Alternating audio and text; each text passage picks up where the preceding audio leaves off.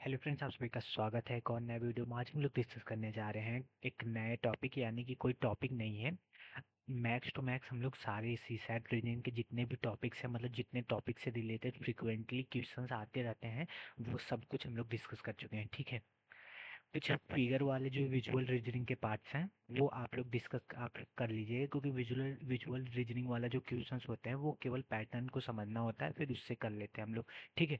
नहीं होगा तो उसको भी मैं किसी एक वीडियो में करवा दूंगा। तो मैक्स टू मैक्स जितने भी क्वेश्चंस जिन जिन टॉपिक से रीजनिंग में आते हैं वो हम लोग कवर कर चुके हैं। अब कुछ हम लोग मिसलिनियस क्वेश्चन करेंगे, यानी कि ये कोई एग्जैक्ट टॉपिक नहीं है इसका।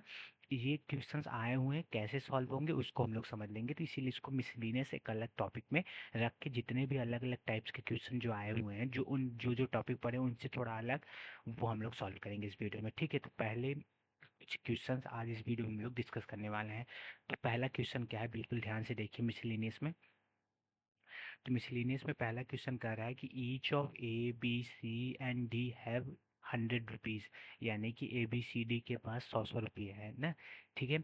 और ए जो है वो पे करता है 20 रुपये बी को। ठीक है। और मैं बताया हूँ जस्ट बहुत कॉमन लग के अगर हुआ है तो वो हु उससे पहले वाला जो व्यक्ति होता है या कोई नंबर होता है या कोई लेटर होता है उसके लिए यूज होता है। और क्या बोल रहा है, who pay rupees then to सी, यानी कि हु कौन, यानी कि बी, फिर सी को 10 रुपये पे करता है। फिर हु आया है तो हु किसके लिए यूज हुआ, सी के लिए। फिर सी पाता है किससे, 30 रुपये किससे पाता है, डी से। तो बोल रहा है कि इस कंटेक्स्ट में which one of the following, जो चार स्टेटमेंट दिए हुए हैं वो इनकरेक्ट है। इस जो ऊपर दिया गया स्टेटमेंट है, जो ऊपर दिया गया डिस्क्रिप्शन है उसके अकॉर्डिंग कौन सा जो नीचे स्टेटमेंट दिया है वो गलत है, वही हमें बताना है। तो जैसे जैसे बोल रहा है क्वेश्चन में वैसे वैसे हम लोग करते हैं। ठीक है। बोल रहा है कि चार लोग हैं, ए comma B comma C comma D, सभी के पास 100 100 रुपये है ना, सभी के पास 100 100 रुपये है। ठीक है। और जो ए है वो अपने 100 रुपये में से 20 रुपये बी को दे देता है, तो ए के पास कितने रुपीज़ बचे, ए के पास 80 रुपीज़ बचे। ठीक है। ए के पास 80 रुपीज़ बचे और इस अकॉर्डिंग बी के पास 100 पहले से था, तो यहाँ 20 रुपये दिया ए, तो 120 हुआ। ठीक है। ये आपको इतना क्लियर होगा। अब फिर बोल रहा है कि हु यानी कि बी ही अपने जो पैसा उसका अभी है, जो 20 रुपये मिलने के बाद जो पैसा उसके पास हुआ है बी का, उसमें से 10 रुपये सी को दे देता है। यानी कि अभी इसके पास 120 है, तो 120 में 10 रुपये जब देगा तो 110 हो जाएगा। और फिर सी के पास दे देता है, सी के पास 100 रुपये पहले से है तो 10 रुपये और ऐड होगा तो 110 हो जाएगा। फिर अब सी अपने पैसे में से वो किसी को देता नहीं है, उसको फिर मिलता है किससे, डी से 30 रुपीज़। तो डी के पास टोटल 100 रुपये, जब ये 30 रुपये दे देगा तो इसके पास 70 बचेगा, और किसको 30 रुपये दे रहा है, ये सी को दे रहा है। तो सी के पास पहले से 110 रुपये था और 30 रुपये और ऐड होगा तो 140 हो जाएगा। तो यानी कि अब एक्सचेंज करने के बाद सभी के पास इतना इतना अमाउंट बचा है, ए के पास 80 रुपीज़, बी के पास 110 रुपीज़ और सी के पास 140 रुपीज़ एंड डी के पास 70 रुपीज़। ठीक है। इतना आपको एकदम क्लैरिटी हुई होगी। अब वही पूछ रहा है कि in this context which of the following statement is not correct, इस कंटेक्स्ट में कौन सा स्टेटमेंट करेक्ट नहीं है। तो बोल रहा है पहला स्टेटमेंट क्या बोल रहा है कि सी इज द रिचेस्ट, जो इनमें से सी है वो सारा एक्सचेंज करने के बाद सबसे वो रिचेस्ट है, सबसे मतलब अमीर है। बिल्कुल, सी के पास 140 रुपये है, सबसे ज़्यादा रुपए है। तो ये स्टेटमेंट करेक्ट है, लेकिन हमें इनकरेक्ट ढूंढना है, नॉट करेक्ट स्टेटमेंट हमें ढूंढना है। ठीक है। फिर दूसरा क्या कह रहा है कि D is the poorest, D जो है, जो डी है वो सबसे गरीब है। यस, उसके पास सबसे कम रुपीज़ है, कितना, 70 रुपीज़। तो ये भी स्टेटमेंट करेक्ट है। ठीक है। और डी वाले स्टेटमेंट, डी वाला क्या कह रहा है कि B is richer than D, या बी, क्या बी अमीर है डी से, बिल्कुल बी के पास 110 रुपीज़ है और डी के पास 70 रुपीज़ है, डी से ज़्यादा बी के पास है। तो डी वाला भी स्टेटमेंट करेक्ट है। तो सी और सी वाला स्टेटमेंट क्या कर रहा है कि C has more than what A and D have together, यानी कि ए और डी के पास जो पैसा है उन दोनों को मिलाने पे उससे भी ज़्यादा सी के पास है। क्या ऐसा है, ए के पास कितनी रुपीज़ है, 80 रुपीज़। ठीक है। हमारे डी के पास कितना रुपीज़ है, 70 रुपीज़। इन दोनों को हम लोग अगर ऐड करेंगे तो हमारा आएगा 150 रुपीज़। क्या ये सी से ज़्यादा है, 150 से ज़्यादा सी के पास है, बिल्कुल नहीं।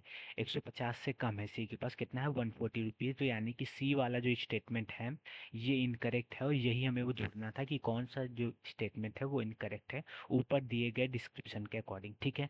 तो आई होप आपको ये सवाल बहुत ईजी सवाल था, एकदम आपको समझ में आया होगा। चलिए एक और प्रश्न को देखने की कोशिश करते हैं और समझने की कोशिश करते हैं। क्या बोल रहा है कि इसमें बिल्कुल ध्यान से देखिए, बिल्कुल ध्यान से पहले हम लोग पढ़ेंगे कि 6 boys A B C D E and F plays a game of card, card का कोई गेम खेल रहे हैं। Each has pack of 10 cards, यानी कि सभी के पास कितने कितने कार्ड्स है, 10 10 कार्ड है। A B C D E and F सभी के पास कितने कितने कार्ड है, सभी के पास 10 10 कार्ड्स हैं। ठीक है। अब जैसा बोल रहा है वैसा हम लोग करेंगे। अब बोल रहा है कि एफ जो है वो बारो लेता है, उधार लेता है 2 कार्ड किससे, ए से। तो ए के पास 10 कार्ड था, तो अब कितना हो गया, 8 कार्ड हुआ। और एफ को दे दिया, एफ के पास पहले से 10 कार्ड था, एफ को 2 कार्ड उधार देता है तो इसके पास 12 हो जाता है। ठीक है, इतना आपको क्लियर होगा। And gives away 5 to C, यानी कि एंड और एफ वन और कि किसके लिए यूज हो रहा है, बिल्कुल ध्यान से देखिएगा। अगर वुड रहेगा तब उसके जस्ट पहले वाले के लिए यूज होगा। एंड है तो आपको पढ़ने में भी समझ में आ रहा होगा कि एफ बारो 2 कार्ड्स फ्रॉम ए, यानी कि 2 कार्ड ए से उधार उधार लेता है। और कौन, एफ एफ ही फिर गिव अवे कर देता है, 5 कार्ड किसको दे देता है, सी को। तो अभी एफ के पास टोटल कितना है, 12 है। इसमें से जब 5 कार्ड सी को देगा तो बस कितना बचेगा, 7। और सी के पास पहले से 10 था, उसमें 5 कार्ड और ऐड होगा तो 15 हो जाएगा। ठीक है। और फिर बोल रहा है हु, देखिए फिर हु आ गया तो ये जस्ट पहले के लिए यूज हो रहा है, यानी कि सी जो है वो टर्न होके मुड़ के वो गिव करती है, यानी कि देती है 3 कार्ड किसको, बी को। ठीक है। तो अभी सी के पास कितना कार्ड है, 15। 3 कार्ड देगी तो इसमें से 12 बचेगा, और किसको देगी, बी को। बी के पास पहले से ही कितना था, 10। और 3 कार्ड ऐड होगा तो 13 हो जाएगा। ठीक है, इतना आपको क्लियर है। वाइल जबकि बी गिव्स 6 to D, यानी कि अब 13 कार्ड में से जो डी है वो 6 डी को दे देता है, तो कितने पास, इसके पास कितने बचते हैं, 7। और डी के पास कितने हो जाते हैं, पहले से 10 है और ऐड करने पे 16 हो जाएंगे टोटल। और फिर डी क्या करता है, who passes on 1 card to E. अब डी अपने 16 कार्ड में से ई को 1 कार्ड पास कर देता है। ई के पास पहले से कितने हैं, 10। और 16 में 1 कार्ड देगा तो 15 डी के पास बचेगा। ई के पास 10 है और ऐड करने पे 11 आ जाएगा। ठीक है। अब क्या बोल रहा है कि दिन द नंबर ऑफ कार्ड पॉजिस्ट, कौन रखता है, डी और ई, वो किसके बराबर है, डी और ई का कार्ड मिला के वो किसके कार्ड के बराबर है इन 4 ऑप्शनों में से। ठीक है। और डी और ई को ऐड करने पे कितना आ रहा है, डी और ई को ऐड करने पे 15 + 11 ऐड करने पे हमारा 26 आ रहा है। कितना आ रहा है, 26 आ रहा है। ठीक है। आई होप आपको की एक क्लैरिटी मिली होगी। अब ये 26 कार्ड किन किन 3 एलिमेंट्स को, किन 3 लोगों को मिला के है, वही हमें पूछना है। ए बी सी को ऐड करने पे क्या 26 के बराबर आ रहा है। ए के पास कितना है, 8। बी के पास कितना है, 7। 8 7 15। ठीक है।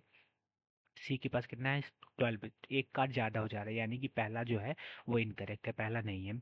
बी सी एफ को ऐड करते हैं, बी के पास कितना है, 7। ठीक है। सी के पास कितना है, 12। बी प्लस सी करेंगे तो हमारा 19 आएगा। और एफ के पास कितना है, एफ के पास है 7, तो 19 में 7 ऐड करेंगे तो कितना आएगा, 26 आएगा। 26 आएगा, यानी कि बी सी एफ के पास जितने कार्ड है वही बराबर है किसके, डी और ई के, क्योंकि डी और ई के पास भी 26 कार्ड ही है। ठीक है। तो आई होप ये दोनों सवाल बहुत इजी थे, बस आपको समझना था क्वेश्चन क्या क्या बोल रहा है, उसके अकॉर्डिंग हम लोग सॉल्व करते सकते थे। ठीक है। तो वीडियो कैसा लगा कमेंट करके जरूर बताइएगा, वीडियो को लाइक, चैनल को सब्सक्राइब जरूर करिएगा और दोस्तों के साथ भी शेयर करिएगा। ठीक है। कोई भी दिक्कत परेशानी हो तो कमेंट करके जरूर बताइएगा। ठीक।